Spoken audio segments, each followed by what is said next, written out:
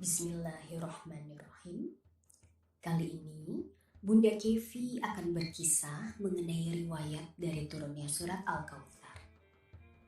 Terdapat hadis dalam Sahih Muslim dari Anas radhiyallahu an. Ia berkata, suatu saat Rasulullah Shallallahu alaihi wasallam di sisi kami, dan saat itu beliau dalam keadaan tidur ringan atau tidak nyenyak. Lantas beliau mengangkat kepala dan tersenyum. Kami pun bertanya, "Mengapa engkau tersenyum, wahai Rasulullah?" Rasulullah menjawab, "Baru saja turun kepadaku suatu surat."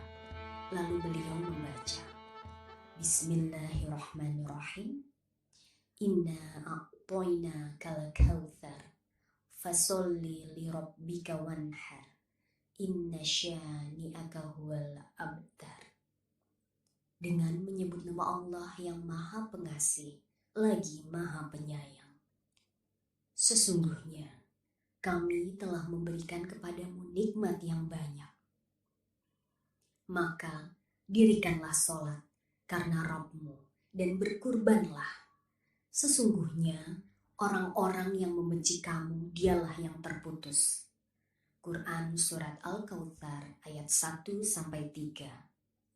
Kemudian beliau berkata, "Tahukah kalian apa itu Al-Kautsar?" Allah dan Rasulnya yang lebih mengetahui, jawab kami. Lalu Rasulullah Shallallahu alaihi wasallam bersabda, Al-Kautsar adalah sungai yang dijanjikan oleh Rabbku Azza wa Jalla.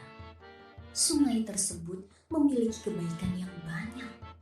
Ia adalah telaga yang nanti akan didatangi oleh umatku pada hari kiamat nanti. Bejana atau gelas di telaga tersebut sejumlah bintang di langit. Namun, ada dari sebagian hamba yang tidak bisa minum dari telaga tersebut. Subhanallah, anak-anakku, nikmat yang dibalas dengan syukur. Syekh Mustafa Al-Adawi berkata, orang yang masih berada dalam fitrah yang selamat, tentu ketika diberi nikmat akan dibalas dengan syukur. Maka kebaikan yang banyak yang telah diberi ini dibalas dengan fasolli lirabbika wanhar.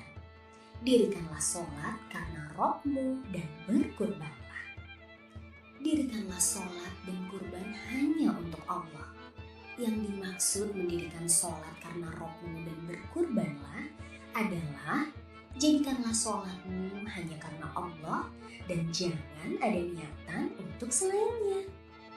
Begitu pula, jadikanlah hasil sembelihan unta ikhlas karena Allah.